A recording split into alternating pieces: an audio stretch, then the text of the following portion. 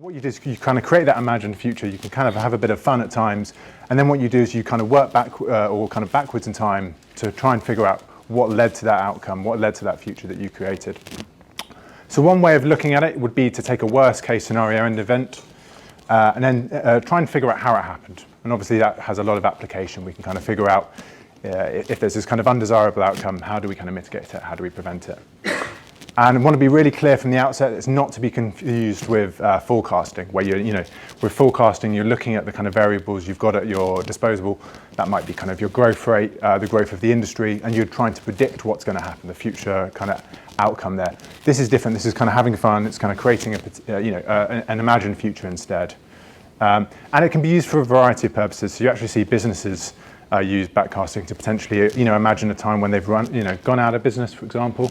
Or maybe even if they're the most successful organization in their sector. So you can kind of use it for both good or bad purposes. And I think something that's actually really useful to think about backcasting is it can be a really useful communication tool. So we don't always kind of want too much of this when it comes to intelligence analytical techniques, but I think this is one that can actually kind of drive action. It can kind of elicit some sort of an emotional response. So we want to use that carefully, but certainly has kind of exciting application. But don't take my word for it. We'll go for the expert. I'm not sure if you remember this slide. So a lot of kind of sucking up to the adults here today. But so what I like about what Rob did is he kind of he created this kind of imagined situation with this pharmaceutical company that experiences this data breach. It kind of leads to the collapse of a merger. But what I like is, kind of imagine what that cyber attack might look like, doing all the kind of intelli stuff in terms of TTPs, how do we mitigate those, but also kind of integrating that, the business outcome in terms of the falling action, the poor messaging, the PR, etc. But I thought, why don't we have a bit of fun? Last presentation of the day.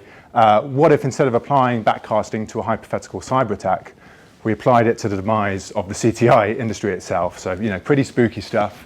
I can imagine everyone's pretty scared right now. So the talk is going to outline the rise and fall of the CTI industry, explain what went wrong, and how it might be fixed. But there is some good news, and that is that it wasn't always, miserable times. There were actually some kind of fun years ahead as well. So 2023, that was quite a nice time for a lot of us. Financial Times reporting how a lot of the firms in this room, the kind of Orpheus's, the security alliances, the digital shadows, we're really enjoying that kind of double-digit growth. CTIPs, of course, kind of really became a kind of well-recognized industry body. A lot of people as they joined the industry, were starting to kind of get really onboarded with CTIPs. Really kind of grew its membership. And then a bit of personal news, quite exciting. Me and Stuart, who you met earlier. We set up our own CTI business and used cutting-edge technology, so a lot of excitement there for all of us. 2025, this was really my favorite time. I think it was the favorite time for a lot of us. A lot of IPOs at this point. That double-digit growth continued. A lot of money going around. A lot of yachts being bought, actually. It was pretty Wolf of Wall Street, if you don't ask myself. CTIPs, again, went from strength to strength. Not only was it a recognized body, but it was kind of joining the kind of established, company of kind of RICS, chartered accountants worldwide, really seeing as kind of a, professional body, starting to kind of talk about, maybe it stands for Chartered Threat Intelligence Professionals, etc. Really exciting news for me, again, personally. Me and Stu braced for a 2 billion kind of IPO.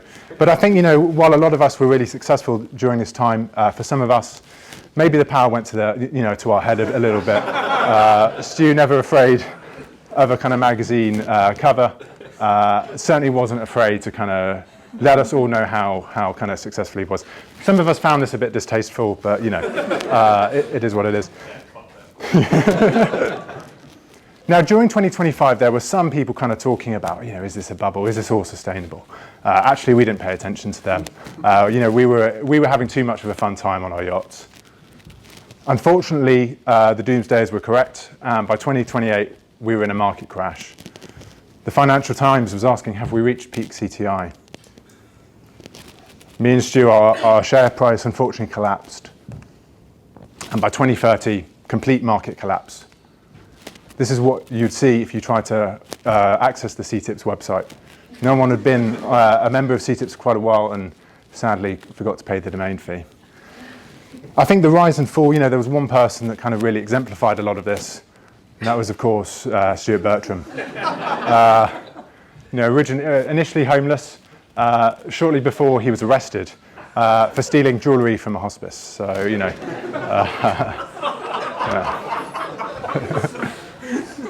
But anyway, so, hopefully had some fun there. But, I think what I want to try and do in this presentation is assess why that crash happened. What the kind of variables, what kind of led to it. And before I completely kind of commit career suicide, I want to get some caveats under the way. So the first is that this isn't intended as an industry hit job. I don't want to be the kind of complete cliche millennial who thinks, despite all the kind of decades of CTI experience here, I can kind of waltz in and tell everyone what they're doing wrong. I think what I'm trying to do here is actually have a bit more of a nuanced discussion, trying to identify those potential banana skins. But really want to stress that this isn't me forecasting. I don't think this is going to happen. I don't think all the things that I'm going to be talking about are going to lead to our demise. Some of them might not even be bad things. I think, if anything, hoping to kind of actually provoke a bit of conversation. Hopefully that's something we can kind of continue to do. But anyway, there were kind of 3 different areas that led to the demise of the threat intelligence kind of industry. The first is that we were really actually presenting quite a distorted threat landscape. So, we were often invited to go on Sky News and BBC, etc., and we were always kind of overhyping the threats. We always thought that was the best way to bring attention to our industry, make it seem as kind of scary as possible. And related to that, fear-based sales. This was actually part of the reason we were so successful for a while, because it drew a lot of people in. We really kind of scared those clients into kind of buying our services. What we found actually over time is it wasn't particularly sustainable. It wasn't really a way of keeping people around once they got in. And actually it kind of started, there was a bit of a kind of boy that cried wolf syndrome after a while. We also focused a lot on novelty. So we were interested in kind of those latest TTPs, that new kind of MI to attack tactic, for example. Of course, really interesting. But, and of course we also want to do a bit of future gazing, thinking what's the threat landscape going to look like in a few years. But actually, we were giving all this very kind of niche advice about this kind of very new TTP that we as analysts found really interesting. But we were talking to some clients who maybe were still kind of struggling to get their patching in order. So we were kind of really focused on this. It didn't really kind of reflect what our clients were kind of needing. Of course, for all those kind of analytical tradecraft kind of nerds in the room, we kind of lacked that empirical rigor. When we were talking about those kind of new threats, if we were talking about how AI can be used in cyber attacks, we were just kind of interested in how it might be used. We didn't actually look at the evidence. We didn't look at the kind of the numbers of how many attacks are actually happening, how many attacks are happening via those kind of interesting attack vectors versus exposed S3 buckets, for example. And I think a big thing kind of been mentioned about already today is that we focused a lot on what we ourselves were interested in. Kind of goes to your point about the need for that kind of diversity. So I think already, in terms of the previous discussions, it's pretty clear there's a lot of people from a kind of military background in this room. And I'm sure a lot of people, when they were working, for whoever they're working for, they really enjoyed, thinking about these sorts of problems. And, for me, that clearly, certainly kind of some very serious kind of implications potentially from a kind of cyber security perspective. But I think the message for me is that, we were kind of too focused in this 2030 scenario on those things that we inherently found interesting. Actually, there were some other stories that maybe didn't quite get the same kind of headlines, but our clients were interested in. But we were too busy, talking about the kind of the geopolitical or the kind of military sphere, or whatever we, on a personal level, found interesting. The second reason that we really kind of failed as an industry was that we were just really isolated. So that kind of came down to a few different things. We didn't really provide guidance around how to consume intelligence and how it fits into the business. So, maybe kind of goes back to some of that kind of CBEST and integrating a bit more of that. We were very good at producing analysis and kind of throwing it into the ether, but we didn't really understand how our clients were consuming it. We didn't understand the maturity of our clients and if they were actually using it in a good way. So, very good at the analysis. Were we good at kind of advisors? I can read that from there. A bit of a bugbear for me is that, CTI teams really isolated themselves. from both their customers and other business units. I think this reflects as much for vendors as internal teams.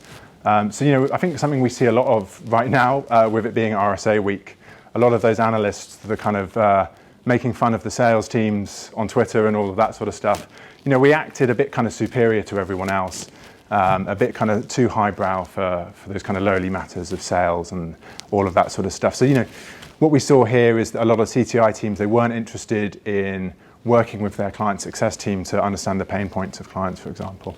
They weren't interested, those internal teams, in figuring out, how does this threat intelligence fit into the cybersecurity team more broadly, and how does that threat intelligence fit into our kind of organization's strategy as well. There was a lot of this self-licking ice cream cone research. We'd meet up at CTIPs, we'd meet up at the CTI summit, would be a lot of kind of self-high-fiving, developing this research where we're all extremely clever, and we like to show about it. We like to show how good, our malware analyst skills were, etc. Did it actually have any application? Did it actually help anyone? Not necessarily. We just wanted to kind of show how clever we were. And kind of related to the above point is that we were perceived as, a bit arrogant, a bit dismissive when people came and spoke to us. So meet Peter. Peter is, quite a prominent businessman. He's been CEO of a large multinational bank. But as you can kind of tell, potentially, he doesn't really get the cybers. He doesn't really have a LinkedIn account or a Twitter. He still likes to print off his emails. So, he's not too sure about all of this. But anyway, Peter read quite an interesting article in the Metro in the morning. And he's very worried about AI-enabled, cloud-based, quantum-powered blockchain and how this could be a threat to his organization. Before, this was actually one of those examples where, leading to kind of the demise of Bertram Collier intelligence, because I didn't let him, I wasn't afraid to let him know that I thought this was a very silly question.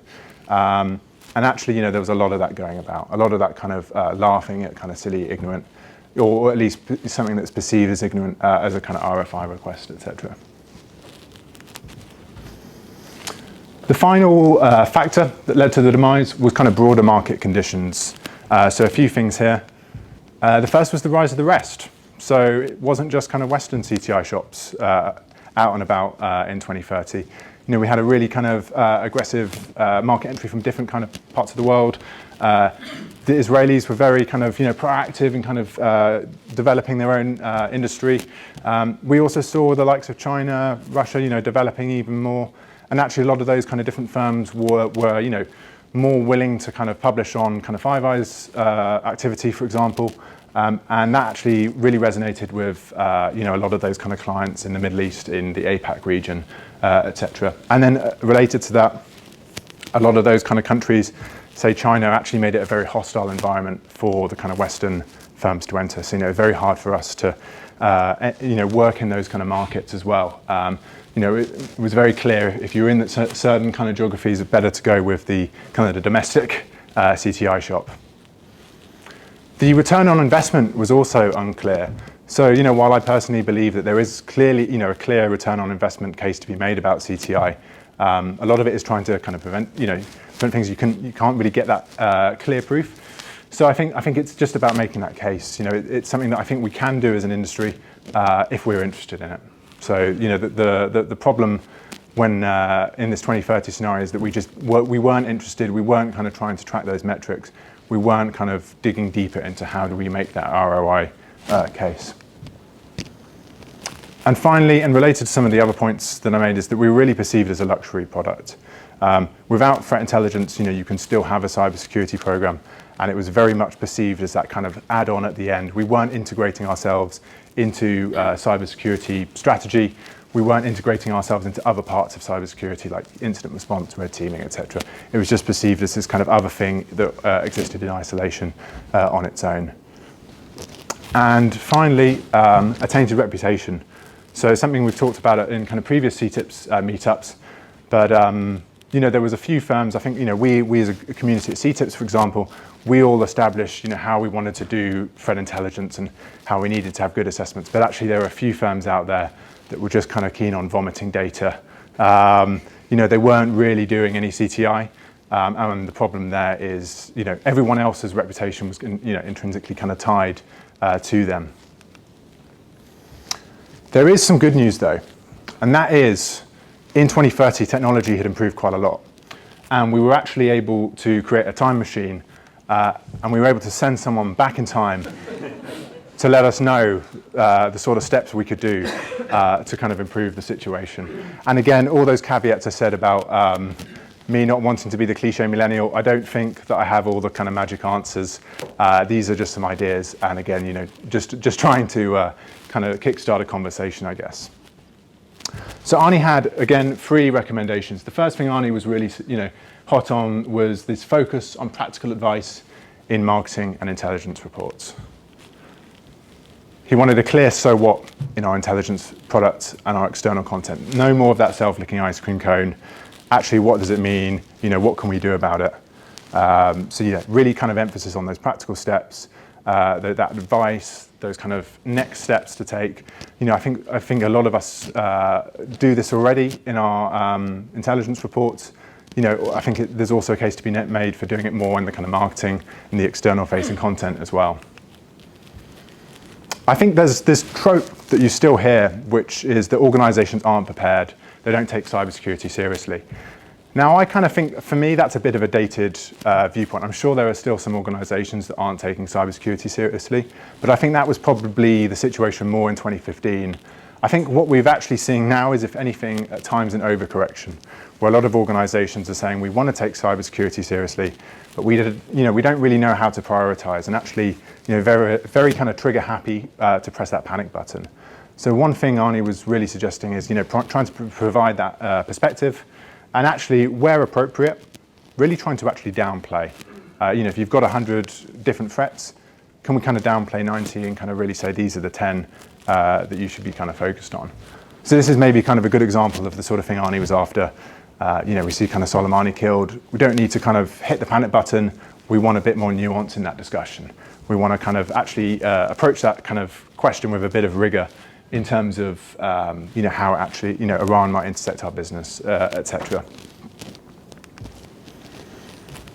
The second bit of advice that Arnie gave us was to work with intelligence consumers to really understand their requirements. That came down to a lot of listening. It wasn't just throwing out intelligence, it was actually trying to kind of understand where they are on that journey. A real emphasis on engaging with intelligence consumers.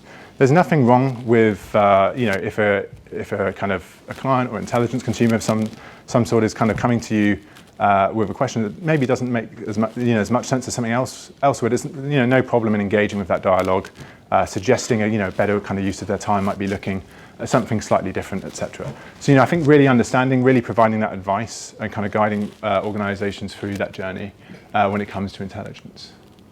Again, having a tailored message, really trying to kind of listen. And I think a point I've already raised is actually integrating intelligence with other aspects of cybersecurity and business strategy. So one of my favorite books on threat intelligence is Intelligence-Driven Incident Response by Rebecca Barron and Scott Roberts. It really kind of makes that case for why you can kind of fuse incident response and intelligence. I think we also see it with cybersecurity strategy. We also see intelligence-led red teaming, for example.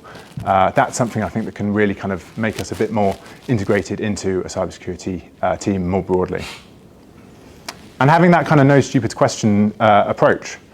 So as we go back to Peter, a lot of people might think that's a really silly RFI to be talking about cloud-based blockchain, AI, how it all kind of represents a threat to an organization. But actually, and this is either something that's something to be optimistic about or be pessimistic about, if someone came to you with that question, that could be the most important RFI, request for intelligence, that you ever deal with, because you might have someone like Peter that's prepared to throw 5 million at a problem that doesn't exist. And I can guarantee you there'll be no shortage of vendors that are ready to take that money. So if you've got those kind of more ignorant consumers, actually there's really exciting potential to work with them to help guide them. And I think as an industry, one thing Arnie was suggesting is that we kind of really embrace that and really embrace the kind of the dramatic impact we can have working with those sorts of organisations. The final thing that Arnie was suggesting was the use of appropriate analytical techniques. So something we're kind of really big on at Digital Shadows, and thought I'd cite Stuart after mentioning how you were arrested, etc. Yep. So really bringing that kind of rigor into intelligence assessments, having that kind of evidence-led approach to emerging threats. So if we are going to be talking about how this new TTP or how AI could be used from a threat perspective, let's actually have that backed up by evidence, not conjecture. And again, having that analytical focus in both internal products and then also external content marketing, etc. And won't kind of talk about this too much as it's already been covered, but really embracing diversity. So got a few kind of concluding remarks and ideas. Hopefully I haven't committed career suicide with this talk, but I think the overarching message is that while a lot of this isn't serious, there are some kind of serious points here. And I think some things hopefully take away. And I think even if we think the complete demise of the industry is a bit ridiculous, it's actually really vital to guard against complacency. We only need to look at the collapse of the tulip market in the 1600s to show how something can quickly kind of change. A few bad apples can spoil the barrel. So I actually remember it was in 2018 and Digital Shadows was hosting a CTIPs event, and Oliver Church was talking about the Pew Pew map. And what's the next Pew Pew map, and how are we perceived as that, as an industry? So I think the point really is here. I mentioned it already in the talk, but if we do have those kind of perceptions that we are vomiting data, we are just kind of showing eye candy in the work, kind of products that don't actually do anything. That is something that can kind of actually hurt us all, even the kind of the teams and the shops doing some really good work. And I think something that this for me is really important is, I think we're obviously maturing as an industry, but we just want to be hyper-reflective. So, a lot of people in 2016, they were kind of really hating on Facebook. They were saying, how did they kind of fail to anticipate all this change, hating on Twitter, etc. And actually, I think that kind of, I think that's what often kind of misses the point. Because I think if any of us were Mark Zuckerberg, it'd be really hard to anticipate a lot of this stuff. Even if you've got a background in kind of Cold War and disinformation, etc., it's really difficult to anticipate the future and how markets can change. And actually, if you think about the social media firms now, I bet they are doing these kind of backcasting exercises when it comes to future elections. So can we kind of try and anticipate that a little bit? Can we start to think about as an industry what could go wrong? Even if you disagree with everything I've said today, can we think, can we start having those conversations? And I'm not just saying this because it's a CREST event, but I really do believe that, entities like CREST can play a really important role here. There's a lot of opportunities to talk about different CTI topics, but I think actually, thinking about what the industry is going to look like, what is best practice, and I think, if we talk about a few bad apples can spoil the barrel, if we are, as an industry, working together to kind of establish what kind of good intelligence looks like versus bad, what is industry good practice, actually maybe it means that we can kind of start to draw a bit more of a line with those bad apples. So hope you enjoyed that. Hope you got something out of it, and I'll leave it there.